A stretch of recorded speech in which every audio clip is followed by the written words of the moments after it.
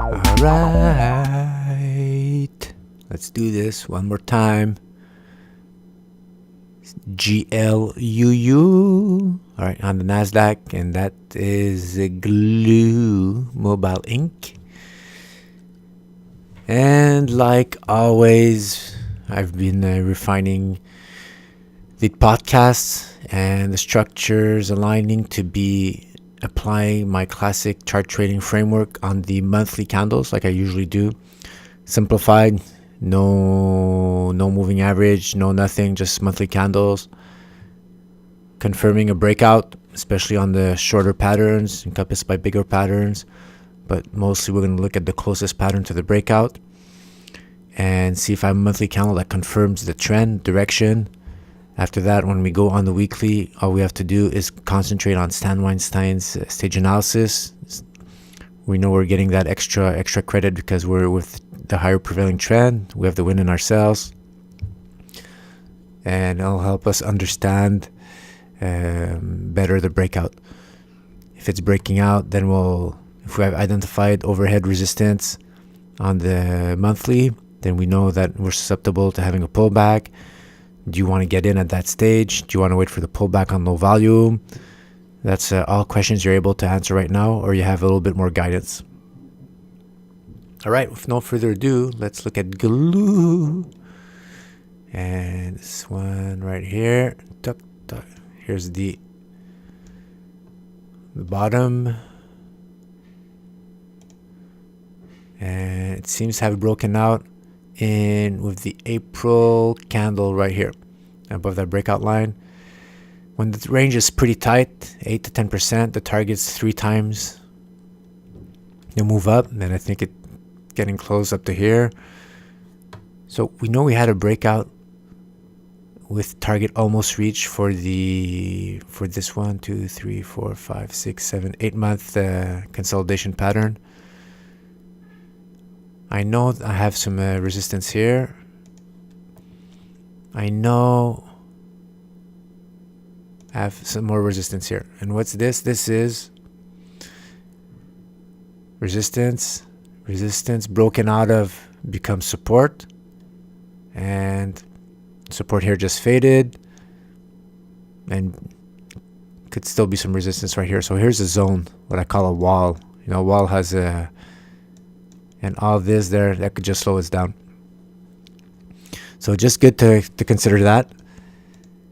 But right now we're not quite at the beginning of that potential resistance right there at 570, 579, and we're not there either at the 680, the top resistance.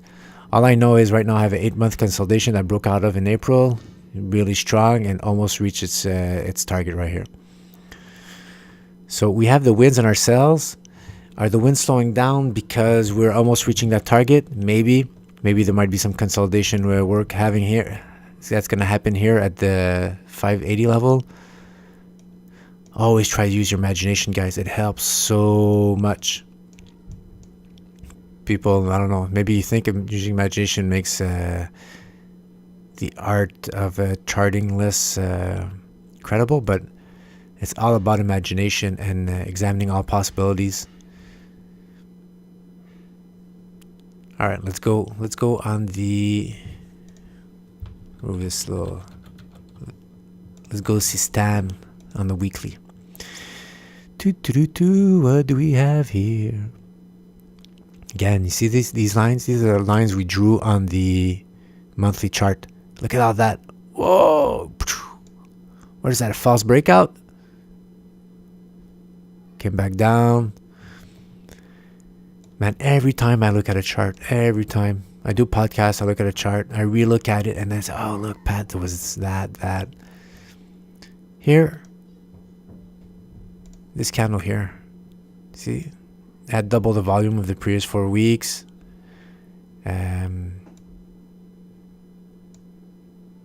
You could have figured out, oh, maybe look, this is a consolidation pattern I'm breaking out of. I don't have the Mansfield indicator like Stan does, but the RSI is going upwards. It's better when it's going upwards from the halfway point or just under the halfway point going up.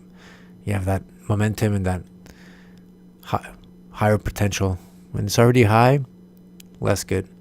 So let's say you would have said, okay, let's break out. We're breaking out right here. This candle. Let me check it out. That candle is the candle for September? No, October. Yeah. That's going to be in the October month. Let's go back to the monthly. Look at that. It's the wick. This is my this is my month. So you see this? Oh, noise. Oh, these crazy wicks, man. That means on the daily or weekly, you would have got in. Breakout. Oh, no. No. So a lot of whipsaws here. Wait for the monthly. The price action could have been here during the week, during the month, and if you don't wait, whoosh, get sucked back in. Doesn't mean it's not going to go up. It just means that you might get whipsawed. You might stay in the stock for too long. And look at that. Let's say you would have went back in, then you say, my sell stop, and then whoosh, everybody gets triggered out right here. So always wait for the monthly candle. I'm saying that first and foremost for myself, in case I want to cheat someday. So no matter how good it looks like, get that monthly confirmation. Oh, nice. And this is a better type of continuation pattern than this. Because when you're far... Okay, let me move that. Let's have my breakout here. Move this can. Let's I'm breaking out right here. This... there you go. These are the monthly. I'm breaking out. I have the volume. R size up. I'm above the Ichimoku cloud. Hey! What I don't like there is the distance. I don't like all this distance between the 30-week moving average and the price action. What I want to see before for my continuation breakouts, the one that really seemed to work, is price action going towards the 30-week moving average, slowing down, consolidating, showing that if the price action is getting close to 30-week moving average, it means the price action has slowed down. And you're in a sideways move, you're consolidating, and then when you explode, wait for the explosion. This one here, see, that is where we are today. Yeah. So that's what I like for stage 2. Since I've been doing stand, all right, continuation pattern. Well, the really powerful continuation patterns that really explode are the ones that bounce off the 30-week move average. This nice consolidation, long time consolidation. And that is what I like. So if I see this type of pattern right here, 4 times average volume, you see, instead of being RSI already up here, even going upwards, the consolidation has made the RSI go back into halfway territory. It's mostly going to be always flat in the middle when price actions in the stage 1 or 3. And then when you explode, bam, that's what you get. So this is very nice. Very constructive. Okay, we know that 580 is on the monthly candle. It's our potential resistance. If you get in here, and that's the hardest part of entering on the breakout candle, you just have to, for another emotion management technique, you have to expect the pullback. It will happen. Will it go up a little bit more and then pull back all the way to the breakout line? It most likely will. Except on breakdowns. Stan says it happens less often than on breakouts. So you could get in here, put your sell stop if you're an investor at the bottom of the formation here. If you're a trader, below the 30-week moving average, below a round number.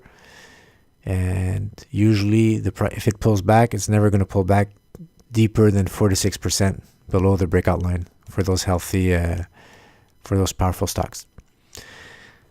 Expect it, and expect low volume. If you don't see low volume, you can move those sell stops, and when you get close to,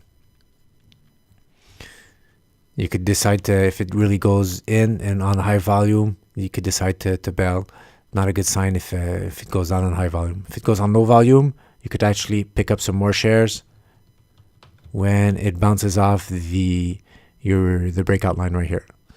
So you could have having, if you're expecting the pullback, half of your position here, half of your position back on the 450 level when it bounces back on low volume.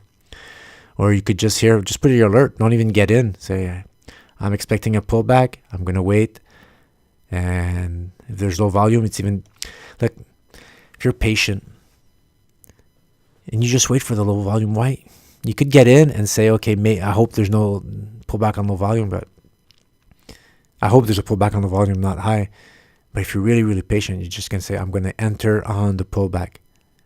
Because that extra hidden plus check mark is pullback on low volume. Then you know you had the breakout on high volume, you had everything, plus have pullback on low volume. It's A plus material.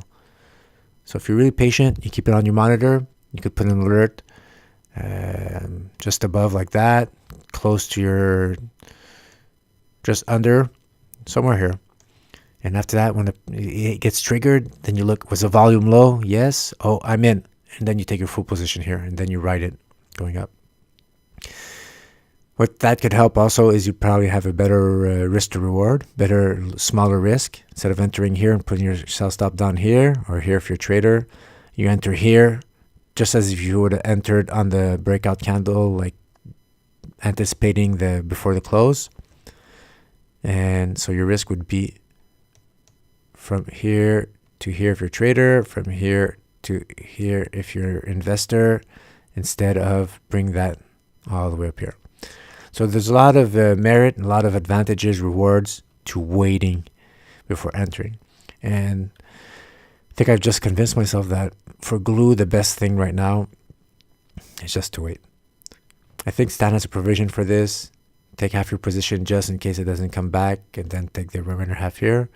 But if you're really patient, just put your alerts, guys, and come back to it. There's other charts that have already, that you missed the breakout, and that's probably actually a good thing. And then it's just on the pullback, and then you're just going to catch it on the pullback. So ideally, you should make scanners that get charts on pullback on low volume. So if you could really pinpoint that, I'd say that's even better than grabbing them on the breakout. And yeah, that's it for glue, guys. Yeah, makes sense, right? So wait, pull back, low volume, get in, and then you have the A+++ stock. That's it, glue. Thanks for letting me express these thoughts of mine.